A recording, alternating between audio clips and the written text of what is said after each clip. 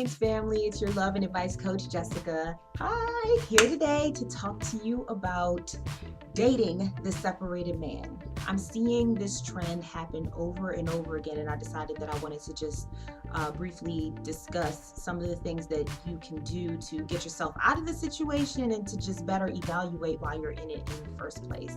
So let's just talk a little bit about how it happens. Let's just assume that maybe you're a little bit vulnerable. You meet somebody, they present really nicely, they're really nice to you. You've caught feelings for this person, or at least you've envisioned yourself in at least one or two wedding dresses.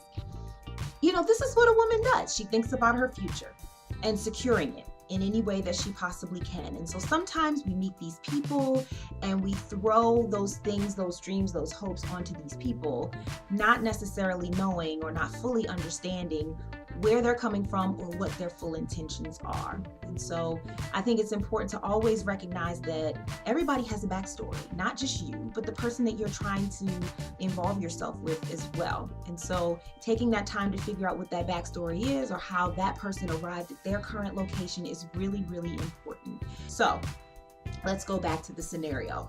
You're dating this person, they just lay it on you that they're married yet separated, that they have no desire to be with their wife, and that they're looking elsewhere and have been, and now you are suddenly the one. What you gonna do? So I think it's important that you start evaluating what it is that you're actually looking for in the relationship. You know, sometimes we just need a placeholder. Sometimes women are looking for somebody who can just fill the space. There is a reason and a rationale for every single action and behavior. So I think that it's important that you look at your own behavior and think about what it is that you're actually looking for. Are you just looking for somebody to be nice to you?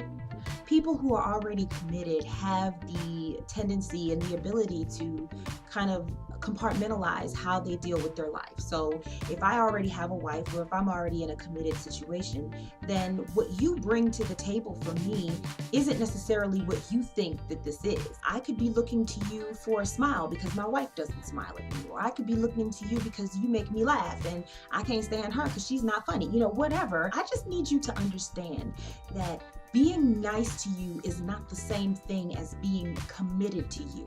So don't just thrust yourself into this relationship because he makes you happy. That is not enough. If he is already committed, he's already committed. And dear, you cannot have what does not belong to you.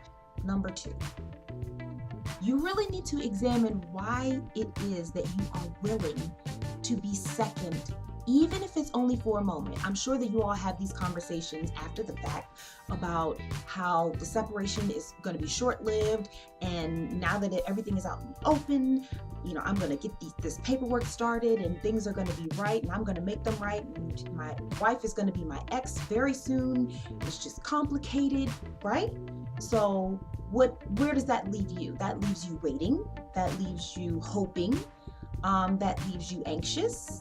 That leaves you vulnerable to basically whatever it is their schedule yields. That's where you are. You remove your own ability to make moves in your own life when you put yourself on someone else's schedule, someone else who is not committed to you. Marriage requires that people sacrifice and do things they don't want to do and wait and be patient and all that stuff, right?